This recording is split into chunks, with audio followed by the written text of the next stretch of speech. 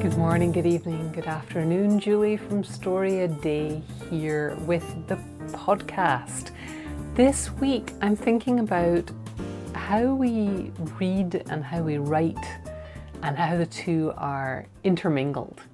I went on a bit of a rant with the Story a Day superstars this week because the next edition of the Best American Short Stories of the Year is just about to come out. It's going to be in my inbox on Tuesday, physical inbox size.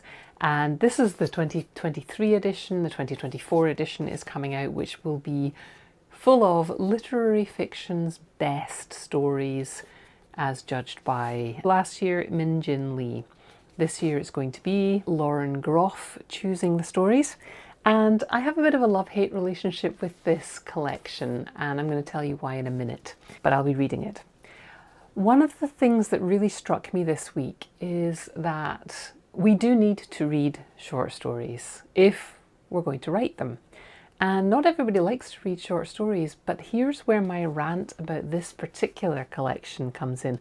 This is my collection I like to rant about. You may have other collections, anthologies, stories that you've been told you ought to love that you would like to rant about. The rant I have about this collection is that this is one particular type of short story. This is a collection of literary fiction. These are the kinds of stories that people write when they take an MFA program, a Master of Fine Arts in Creative Writing.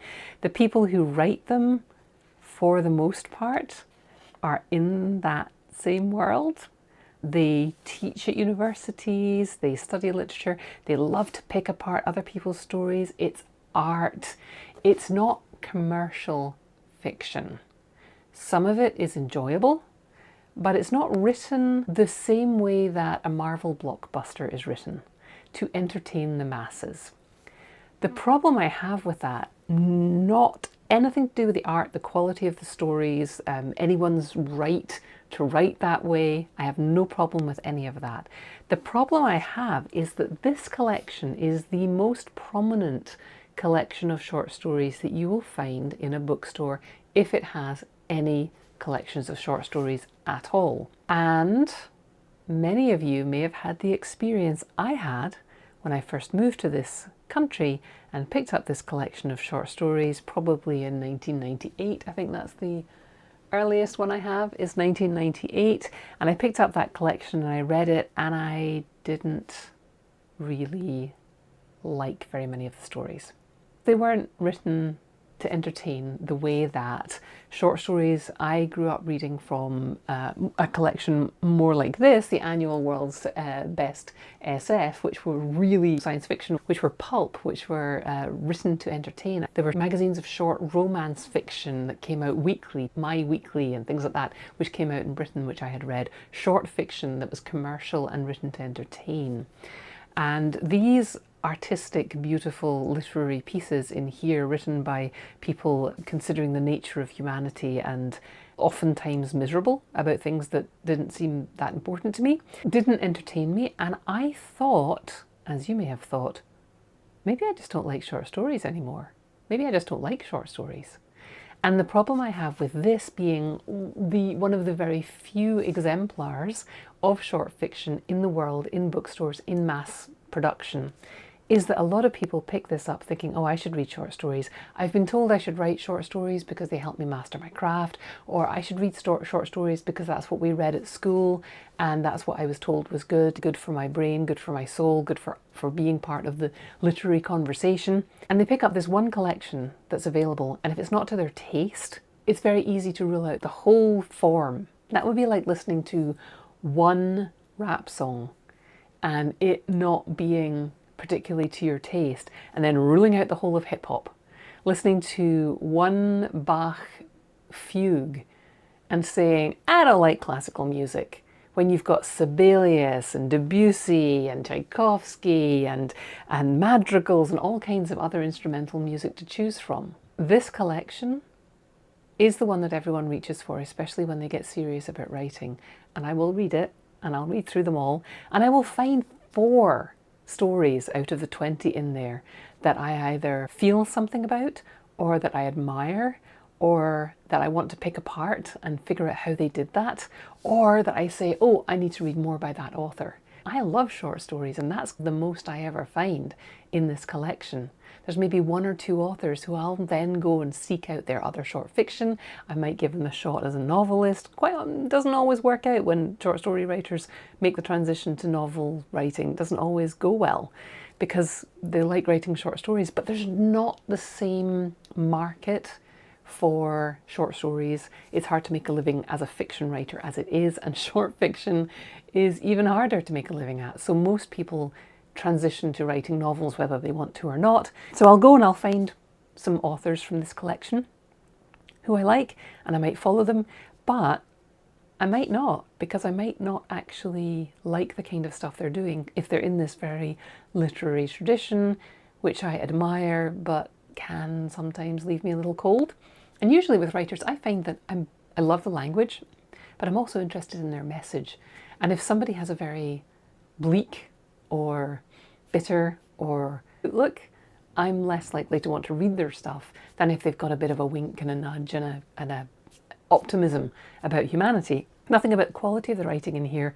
A lot of literary fiction tends to be a little bleak, trauma-informed, and it's not always what I'm looking for. My point to you is that if you want to write, or if you just enjoy reading short stories, do not think that this is the gold standard, the best American short stories, or if you're somewhere else and there's a British short stories edition, there's the Penn Faulkner Awards, there's all of these things that serve to support short story writers because they're not writing commercial fiction, and they can't really be supported except by literary organisations and awards. And yes, we should absolutely be supporting art for art's sake. No argument from me there. But if you're picking up those collections and reading them and thinking, ugh, this isn't for me, that doesn't mean that you're not meant to be a writer. It doesn't mean that there's anything wrong with you. It doesn't mean that you can't appreciate good writing. You just may have got to the point in your life where you're like, I don't want to read this stuff anymore. I don't want to read things that I don't enjoy. Except occasionally I might want to read something to help me understand what the state of the art is. That's the next point I want to make. The state of the art in your industry is something that you do need to know. So if you're writing science fiction and fantasy, get whatever the updated equivalent of this book is. This is the 1989 version of the annual World's Best S. And this is a collection of the kinds of stories that were winning Nebulas and Hugos back in 1989. There are updated versions of these. There are digital collections of everything that's been nominated for prizes in the science fiction and fantasy world. I imagine that there's similar stuff for romance. I'm not sure how much short romance there is out there. I know that there's stuff for mysteries and thrillers, and there's probably stuff for spy novels. There's probably something coming for romantasy. There's certainly anthologies of all of these things. And we do need to be reading in our genre because there are genre expectations which your readers are looking for.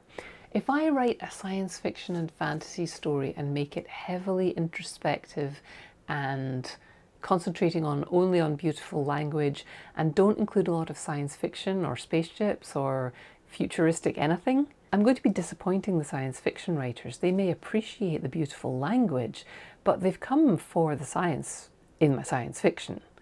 And so there are norms and tropes in every industry, every area of the industry, every genre.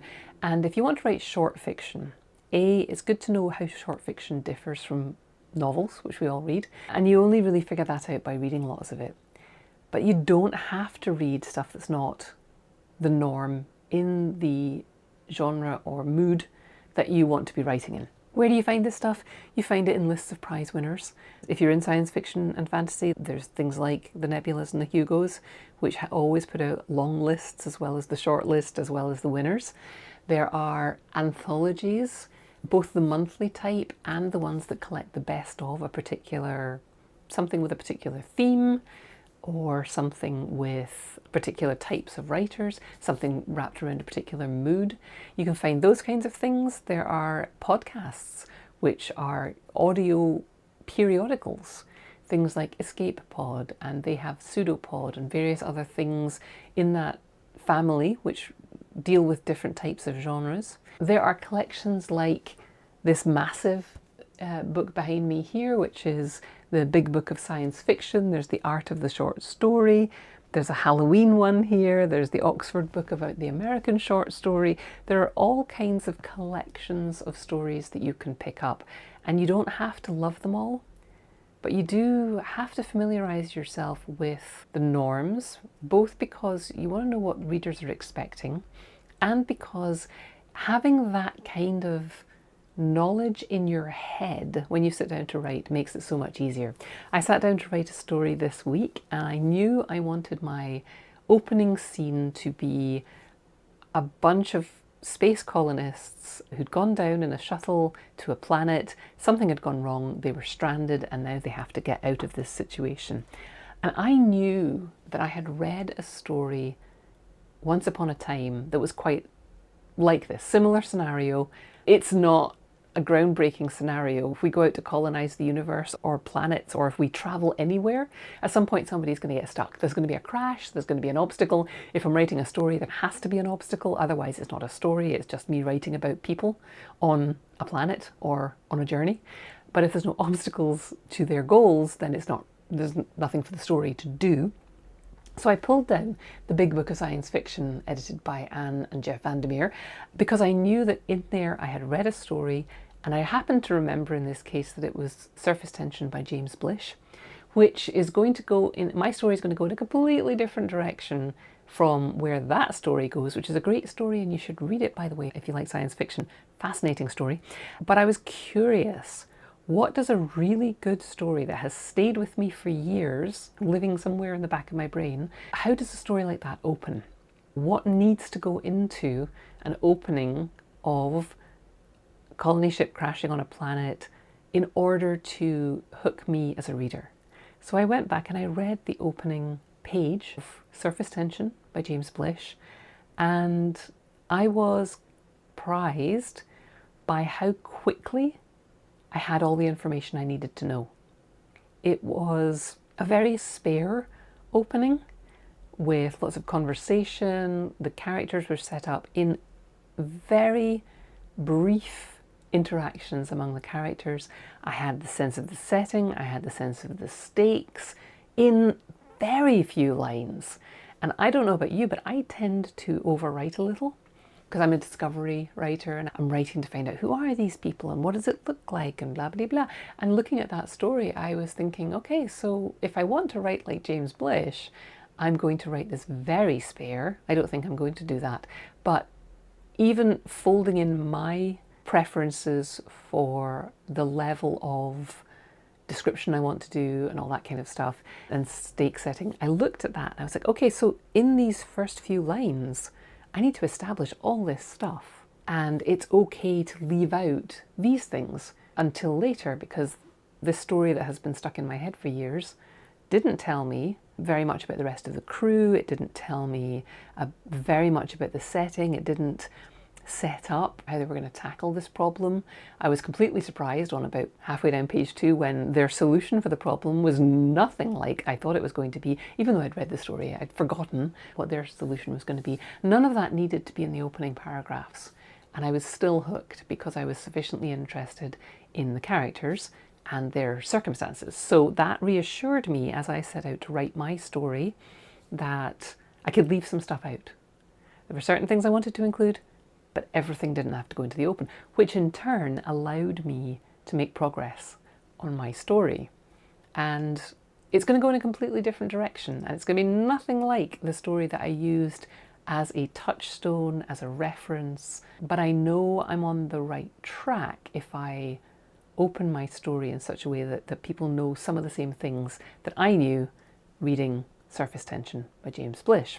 And this is why I encourage you to read widely in the form that you're writing.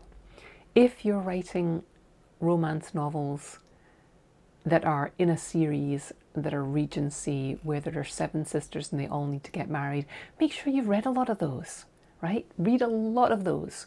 And you don't have to be afraid that you're going to be copying, because there are certain norms that you need to use, and your way of expressing that, your preferences, your values, your life lessons are going to be going into those stories. So I just don't even worry about people saying, oh, I've read something like this before. Yeah, you have, but you haven't read this before. And people who like particular types of stories and genres, they're going to be annoyed at you if you're lazy. Like if you write a time travel story and you don't even acknowledge that there's a problem with time travel, in that if you go back in time and you kill your own grandfather, you don't exist. You've got to acknowledge those things or write around them or make it clear that's not what this kind of story is about. Don't just be oblivious of all of the norms in your field. But you do get to use the same kinds of setups because we are humans and we go through life and we are born, we grow, we make friends, we fall out with people, we fall in love, we have children, we get jobs, we die. And amongst all of that, there are some common experiences. So you're never going to write an original. And it can be handy to have stories in your head that serve as touchstones for you. Like when I pulled down that story and looked at how does he open a story about a ship crashing and the survivors have to do something about it. You know, I could pull that one down. I could pull down, there's a C.S. Lewis story I'm thinking of that has a similar kind of thing. Obviously, Ray Bradbury's got his Martian Chronicles, which is not so much about people crashing, but it is about people isolated on a planet. There's the Martian. I'm on a Mars kick apparently because I'm thinking about Kim Stanley Robinson's Mars trilogy and the challenges of being in an extremely alien environment. Those are all things that I could pull off the shelf and look at and think, how am I going to handle this thing, that thing? So reading widely is not optional because we learn from reading, we get inspired by reading. But it's also really handy to just have that mental library. It's not like you need to remember every story you ever wrote. And I happened to remember the name of this story and think, I want to write a story today. I wanted to start this way. I remember this story and I remember who wrote it and which book it was in, right? And so I went and found it. You don't even need that. You need to just know that you need to be familiar enough with these types of stories that you can either look them up or you can pull them from your mental memory bank and go, okay, how does this work? I am going to encourage you to read widely in whatever area you want to write. And if you don't like this collection, the Best American Short Stories of whichever year, if you generally find that buying and reading this is a waste of your time because you don't like these stories, there is nothing wrong with that. You do not need to read them unless you want to get published in Ploughshares or Zyziva or the Sewanee Review or one of these publications that they pull from. Then you need to read this and you need to figure out what these authors are doing that gets them published in those publications. If these do nothing for you and leave you cold, there's nothing wrong with you. You've got different tastes. You can read them. I read them largely because the writing itself generally provokes a reaction in me. Sometimes it's good and I go, ooh, how did they do that? And sometimes it makes me go, oh my goodness, I can't believe somebody thought this was good. Either way, I tend to have a strong reaction and that's a good thing. Any collection that you read, you're not going to like everything in it. And you're going to wonder why the editors selected this story or that story. If you are in a good place, your reaction is likely to spur you to write something because you're going to go, if that could get published, then I'm going to write something better. Speaking of which, I'm reading stories from this week's Story a Day Critique Week, and I am enjoying a lot of very good writing. There's some stuff that people are asking questions like, I don't know if this works, and this is really first drafty, and I'm not sure. And there's some stuff that I'm reading and going, dang, this is good. This is close to ready. I'm not quite sure what to say about this. But every meeting that we have, and we had one this morning, people discuss the stories and the author invariably says, that's really helpful. Thanks for pointing out that part that wasn't quite working. I knew it wasn't, but I wasn't sure. And then everybody smiles and goes, yeah, you thought you were going to get away with that. You're not. You have to clarify that part. And sometimes people say, I knew something wasn't working, but I wasn't sure what. And 2 or 3 people in the critique group have been able to say, you lost me here, or I was confused about this, or that seemed to come out of the blue. And then the writer goes, got it. I understand. So showing your work to other people is really helpful. And next time I run a critique week here at Story a Day, which if you're listening to this in real time will be February. I generally do them in February, June and October. I encourage you to look out for that just to get fresh eyes on your writing. Because if you do want to get published in one of these collections or anywhere, having people who will read your work and do the critical questioning of it that you are too close to it to do is very helpful. I, in the interest of reading a lot, tend to go through phases where I read a lot and phases where I write a lot. And then when I'm writing, I tend to be pulling and like just getting inspiration from stories I've read previously. I have noticed that January tends to be a time when I settle down with a bunch of short story collections and read a bunch. And I'm doing it now as well, largely because this short story collection comes out now and a lot of the prize winners for next year are being publicised. Things that probably will win prizes next year are being published or hyped or submitted to things, so it's quite easy to find long lists of stories at this time of year. So I'm going to be doing a lot more reading. So I'm going to be reviving my reading room section at the Story a Day blog. I don't love reading stories and thinking I have to write a report on this, so I only post stories that I've read that I really liked and have something that I think I can share with you as writers that is useful. So if you come over to the blog and look out for the reading room section, you'll see what I'm talking about, and I'm going to be doing that again. I'm really currently trying to resist the idea of starting a book club around short stories and short story anthologies. I really want to do it, but I'm trying to figure out how to fit that in, because I do a lot of stuff around here already. But I do think it's so important that we read and discuss what we're reading and what's speaking to us. We do it in the Superstars group within that critique week, and if you apply and join us just for critique week, you'll get that. I do think there's a need for us to do it even more. So I'm currently resisting the idea of starting a book club, but that usually means that I'm figuring out a way to get over my objections. So watch out for that. And if you're interested in that kind of thing, like maybe once a month turning up and talking about a bunch of short stories that we've read that month, send me an email, julie@storyaday.org, and let me know you'd be interested.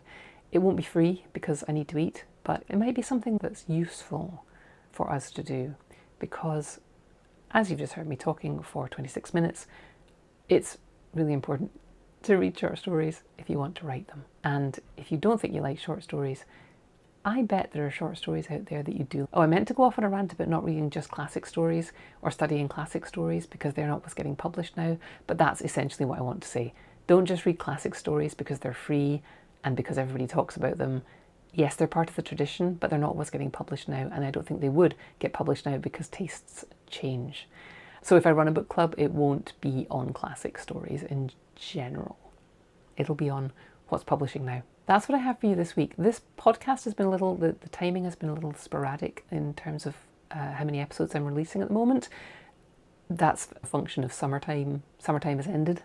So I've also got some interviews lined up for the next few months. So there's a new sort of season of this podcast coming, and I think you're going to be hearing from more guests because I don't want you just hearing from me. I have lots to say, but I've said a lot of it. There are 300 episodes of this thing. I've said a lot of it. I'm learning more stuff all the time, but I think it's interesting to get guests in here to talk to you as well. So keep an eye out for that. Share the podcast if you're enjoying it, and most of all, keep writing.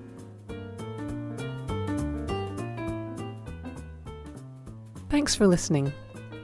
Why not come over to the blog at storyaday.org and check out this week's writing prompts and articles. And in the meantime, have a great creative week, and of course, keep writing.